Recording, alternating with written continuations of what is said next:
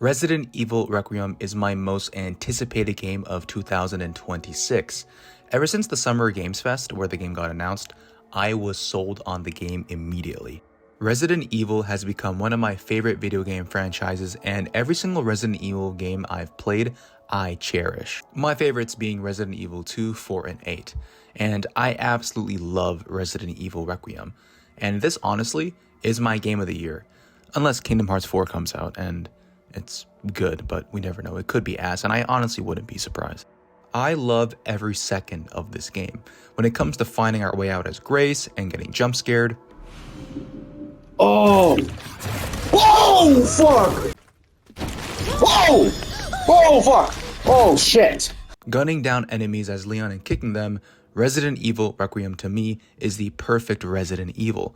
It blends Resident Evil 1 and 7 and takes the action horror survival elements of Resident Evil 4, and you get some of that good horror and action survival, you mix it together, and you get the perfect Resident Evil game. I have waited a long time for this game. Ever since the Game Awards, my hype for this game went through the roof. Since the announcement of Leon, I already knew this game was going to be my game of the year. And without further ado, sit back and relax and enjoy my review on Resident Evil Requiem.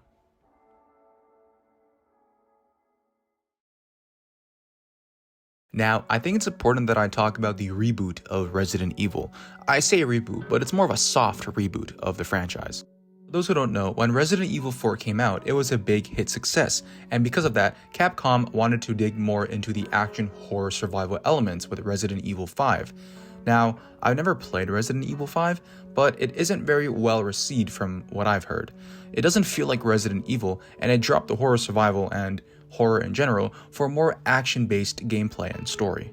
With Resident Evil 6, I've actually played a little bit of Resident Evil 6, but I never finished it, and people absolutely hate this game, and to be honest, I don't really feel like wasting my energy on reading people's thoughts on Reddit about the game, so just know that the game is hated.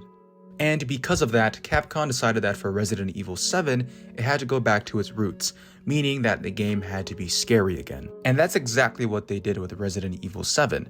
Instead of a fixed camera angle, it was in third person. Resident Evil 7 went from first person, and the same goes for Resident Evil 8. I've yet to finish Resident Evil 7, but I am playing through it, and I like it so far.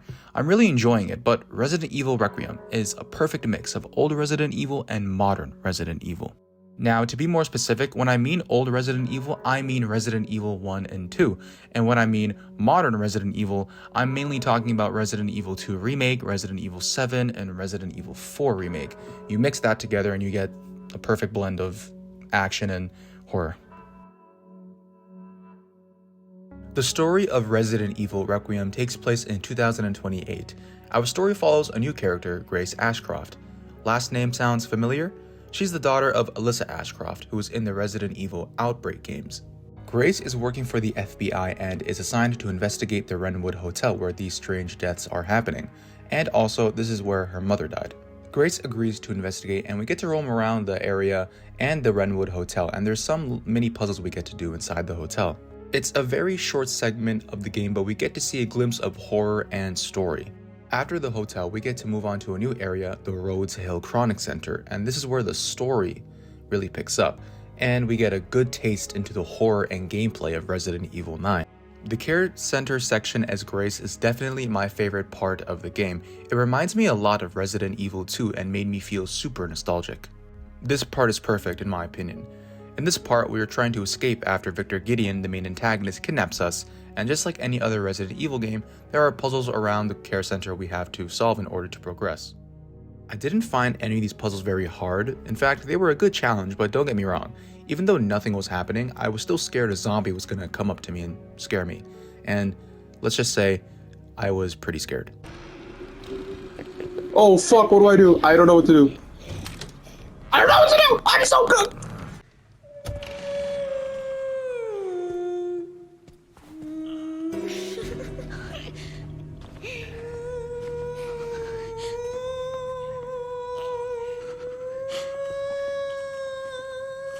Throughout the hospital, we go into the East Wing and West Wing to investigate and get, solve puzzles.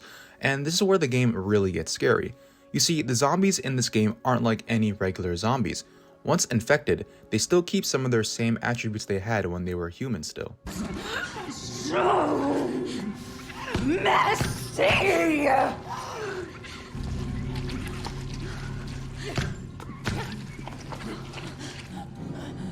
And I guess this brings me to talk about the girl. The girl is a monster that follows you around just like Mr. X, but there's a way to avoid her from attacking you.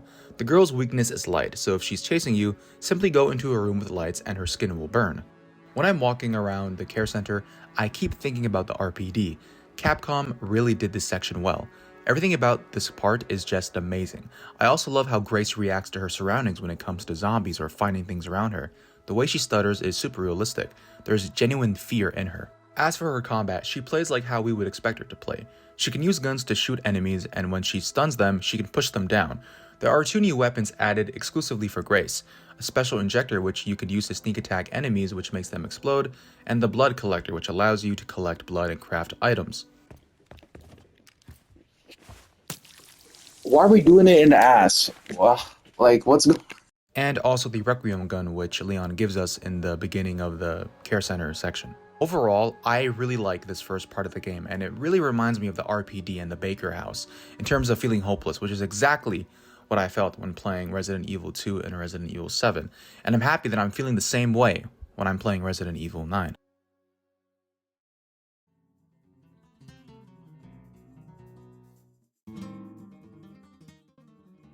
Leon is back front and center in this game, and although some fans don't really like how he's back, I'm not complaining about it. Besides RE4 Remake, Leon hasn't been back in a mainline Resident Evil game since Resident Evil 6, and I couldn't be happier that he's back. Leon is my favorite character in the Resident Evil franchise. Heck, he's the first protagonist that got me into Resident Evil with Resident Evil 2 Remake. And so just seeing Leon back in a Resident Evil game is good. It's really good to see him. To keep it brief, Leon is back still working for the DSO, investigating an illness that he has. For now, I'll refer to as the Raccoon City virus, which is a T-virus, which intertwines with Victor Gideon and his connection to the whole story, and Resident Evil 1 in general.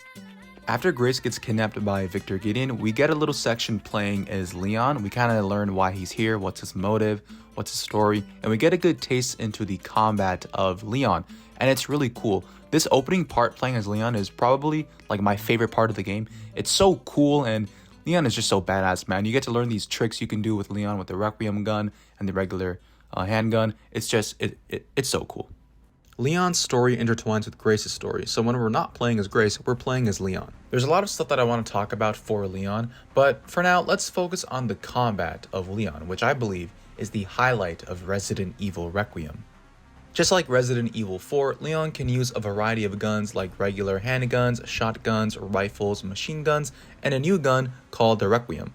By shooting their heads and stunning them, you can roundhouse kick enemies, and if you're near a wall or anything, Leon will use it to his advantage and kick the living shit out of their heads. And you can also use your axe to chop their heads off. And what's cool about the axe is that if you use it too much, you'll have to sharpen it, which I think is really funny. Alongside shooting the head, shooting the legs can also stun them. Unfortunately, Leon isn't suplexing anyone anymore, but it's okay, at least he can still kick. There's also a cool trick you can do with the Requiem gun where you have the gun facing the zombie's face close up, and if you do this perfectly, Leon evades the zombie and shoots its head from behind, and it's just really, really cool and badass. There are a ton of cool tricks in this game, like the one you're seeing right now. Yeah, overall I think this is a really good addition by Capcom. Although the merchant is gone, rest in peace, there are supply boxes that allow us to exchange points that we gain through killing zombies, and in doing so, we can use those points to buy ammo, armor, new weapons, and upgrading weapons to make them more powerful. One big addition that makes stealth and combat and gameplay overall more enjoyable is being able to move around and shoot while crouched down, which is a really great thing that Capcom added. Stealth is also a vital core to the gameplay of Leon. If you are behind an enemy, Leon will use his axe to take them down. Leon's been known for being cool and badass, and I think Resident Evil 9 in general makes Leon even more cool with the combat. I mean, what really sold me on this game, I was already sold on the game, but for me, was the combat. I really loved Resident Evil 4's combat, and I think overall, this is a big step up.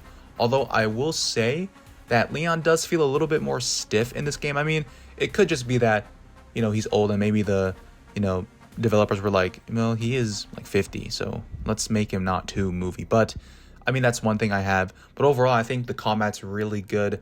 The kicks are really sick. Gun variety is really cool. I like the cool tricks and finishers that you can do with the Requiem and regular handguns.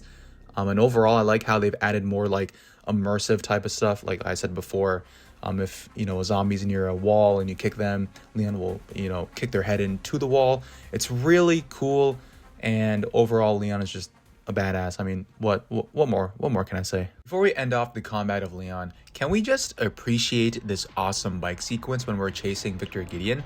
My god, bro, this is so badass. While you're chasing him, you're shooting down demon dogs, and you're going through an alleyways, and boom, you're doing some Devil May Cry shit. I mean, this whole sequence was just so cool, and honestly, I don't really know what to write about it. I just kind of want to use this recording as an excuse to use my footage of the chase, but it's really cool. It just shows that, even though Leon is kind of this, I guess, reborn kind of new character in Resident Evil Requiem, especially in remake 2 and 4, he's still the silly goofy Leon that we know, and I'll touch more on that when I talk about his character. In Resident Evil Requiem, we explore the Renwood Hotel. Now, it isn't stated where exactly the Renwood Hotel is, but I saw someone on Reddit saying it's in Kansas City. I don't really know, but it's near the ruins of Raccoon City, and for the majority of the game, we'll be back in Raccoon City. So, the Renwood Hotel, Raccoon City, and Ark, a secret Umbrella lab. Now, for the majority of the Raccoon City section, we'll be playing as Leon, and this is where the game really turns into a nostalgic trip through Raccoon City and the RPD. I really like how Leon comments about things that he had to do when he was in the RPD, even goes far into saying how the puzzles were strange, and I really like that detail. They were really strange. When you're in the RPD, an eerie yet calming song plays, a motif from the main theme of the original Resident Evil 2, and that motif just does something to me. Walking around the RPD fills me with so much nostalgia. I keep thinking of the days when I first played Resident Evil 2. The feeling I had when unlocking doors, finding keys, weapons, and herbs all came back to me when walking around the ruins of RPD, a place where people sought to fight for justice, turned into a station of ruins. Going back to the hospital, it really reminds me of the mansion in Resident Evil 1. To people who've never played Resident Evil 1, it looks like a regular mansion, but it's shrouded in blood and despair and an atmosphere that makes me feel unwell. And the same goes for the hospital in Resident Evil Requiem. A hospital is where people come to get treated for their sickness, injuries, etc. But this hospital is where people are getting experimented on. And every time I think of it, I get a sick feeling in my stomach. And this is something that Resident Evil does so well. You will never feel like you're safe, even as Leon. Just knowing anything can happen. Anything can come out of nowhere and attack you or scare you. Gunning down an enemy fills me with so much relief. Reaching a save point, running away from an enemy, turning on the lights in a dark hallway, all these things release my anxiety, and it's a feeling that I absolutely love. Ark is really cool as well. It reminds me of Resident Evil 2 when you're in the Umbrella facility for the ending portion of the game.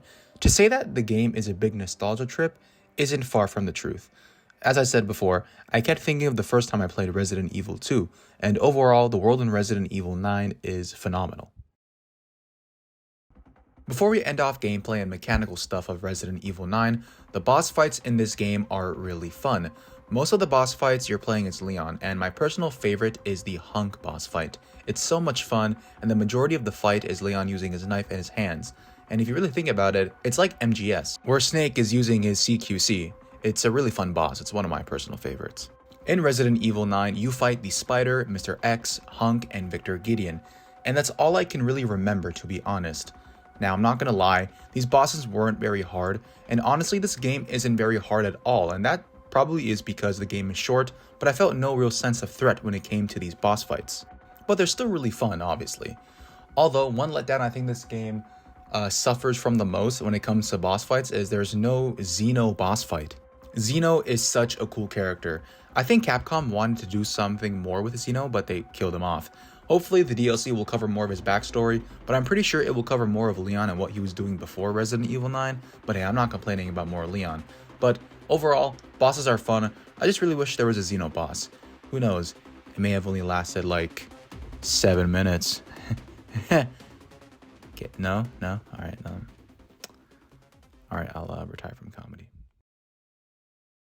Leon is by far my favorite Resident Evil character out of all the Resident Evil games. I'm definitely a little bit biased since my first Resident Evil game was Resident Evil 2, so Leon has stuck with me until this day. I love the character of Leon, especially in the remakes of Resident Evil 2 and 4.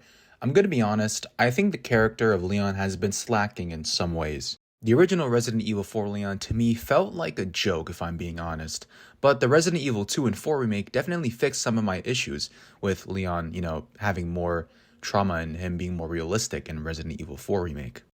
And because of Resident Evil 2 and 4 remake, I love the character of Leon in Resident Evil 9. He's faced countless obstacles in his life, all the events in his life have taken a heavy toll onto him, and it's very apparent throughout the game. Not only physically is he tired, but mentally. He's drained from everything that has happened in his life, topping it off with the T-virus that's slowly draining his life away. He even reflects on his time in Raccoon City, which is a very good detail in my opinion. Here's the clip. This place. Raccoon City was where it all began for me. When it all happened, I couldn't make a difference. So I am here now. You're supposed to know something. How did this happen?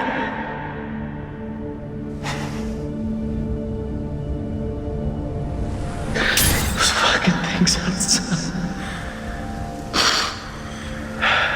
What they did to us.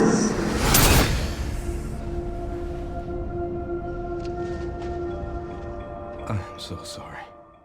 The realism in Leon's character is something that many people can relate to, whether it comes to trauma, hardships, losing people we love, everything you can name it, Leon has experienced it all. But through hardships comes the light. Leon displays courage and determination throughout the Resident Evil games. Not only those two traits, but justice. Leon is a true hero, and whether or not he comes back in future titles, to me, Leon is the poster boy of Resident Evil. And regardless of what you have to say about this game, you can't change my mind that Leon is a well-written character, thanks to the direction that the devs went for the remakes and this game. And that pretty much wraps up my Resident Evil Requiem review. Thank you guys so much for watching this video. There was a lot more that I wanted to talk about, specifically more about the characters, but I'll let you guys know right now what I think. I think Grace is a really good character. She's the most realistic character that we've gotten in the Resident Evil franchise in a while.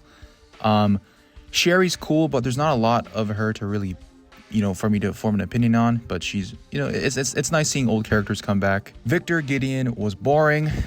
I won't lie, he was a bit boring. I did not really feel anything towards him. Zeno, like I said, is a wasted potential. I really think they could have done more with him, but who knows? Maybe in the DLC it will cover more of Zeno, but it's most likely Leon. But that's pretty much all I have to say about those characters, really. Overall, Resident Evil Requiem is, in my opinion, just a masterpiece. It's my game of the year, personally. I think it blends, the old style of Resident Evil and the new style of Resident Evil so well, giving you this perfect hybrid of a game that allows you to experience action, survival, and horror survival.